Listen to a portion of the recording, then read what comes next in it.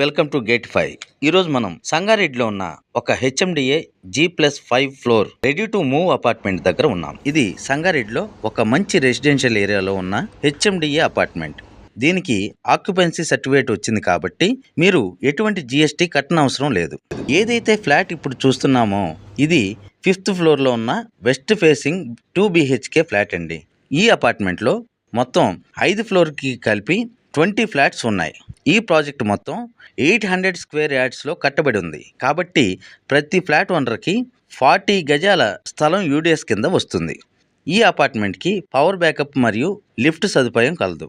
ఇంకా మంజీరా వాటర్ మరియు bore water connections కూడా ఉన్నాయి. ఈ ప్రాపర్టీ గురించి ఇంకేమైనా ప్రశ్నలుంటే కమెంట్ సెక్షన్లో పోస్ట్ చేయండి.